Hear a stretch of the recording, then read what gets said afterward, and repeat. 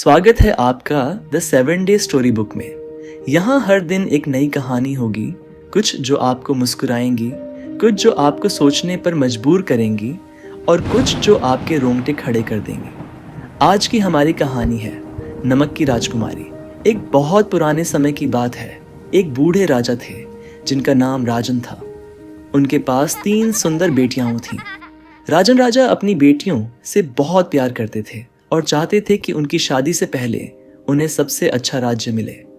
लेकिन उन्हें समझ नहीं आ रहा था कि अपनी तीनों बेटियों में से सबसे सुंदर राज्य किसे दें। एक दिन राजन राजा ने अपनी बेटियों को बुलाया और कहा, मैं अपना सबसे सुंदर राज्य उस बेटी को दूंगा जो मुझसे सबसे ज्यादा प्यार करती है। सबसे बड़ी बेटी प्रिया ने कहा, मैं आपको प्यार करती हूँ पिताजी, जैसे कबूतर अच्छे अनाज को प्यार करता है।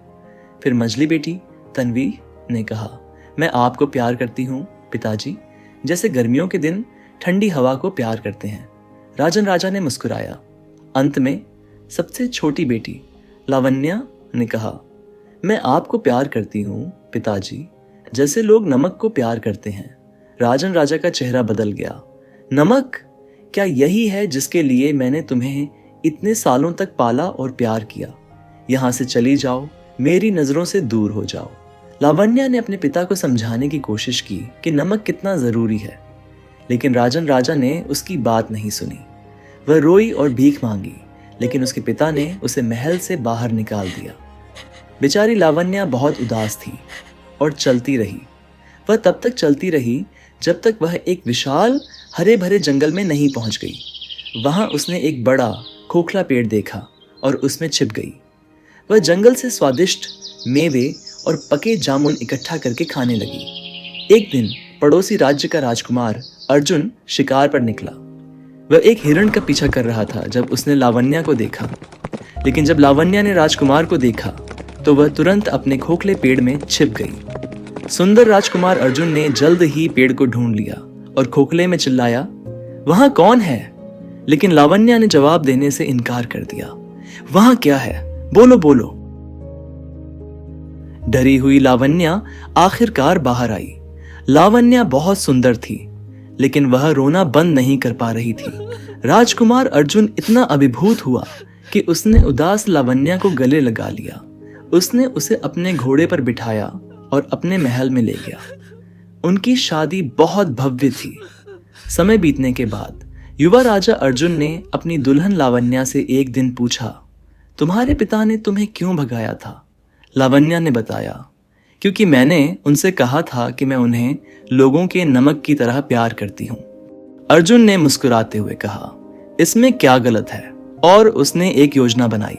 अर्जुन ने राजन राजा को अपने महल में आमंत्रित करने के लिए एक पत्र भेजा। अगले दिन राजन राजा एक सुनहरे रथ में आए। युवा राजा अर्जुन उन्हें अपने भव्य कक्ष में ले गया और मेज पर बिठाया। उनके नौकर ने सूप परोसा, लेकिन उसमें नमक नहीं था और मांस में भी स्वाद नहीं था। राजन राजा ने बहुत खाया, लेकिन फिर भी भूखा महसूस कर रहे थे।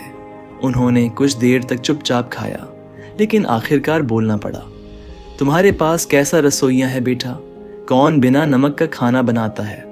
अर्जुन राजकुमार ने कहा, मैंने सुना है कि आपको नमक पसंद नहीं है। हे प्रभु।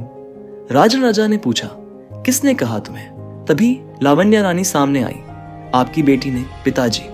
राजन राजा ने अपनी बेटी को देखा जो खुशी के आंसू बहा रही थी। पिता और बेटी ने एक दूसरे को गले लगा लिया। राजन राजा को अपनी गलती का एहसास हुआ और उन्होंने अपनी सबसे सुंदर राज्य अपनी सबसे छोटी बेटी लावण्या को दे दी और वे सभी खुशी खुशी रहने लगे। सीख, सच्चा प्यार साधारण लेकिन ज़रूरी चीज़ों की तरह होता है, जैसे नमक। ये छोटा दिख सकता है, लेकिन इसके बिना जीवन फीका हो जाता है। यह था द 7 डे स्टोरी बुक का आज का पन्ना। अगर आपको कहानी पसंद आई तो चैनल को सब्सक्राइब करें और कल फिर से मिलें, क्योंकि हर दिन एक नई कहानी आपका इंतज़ार कर रही है।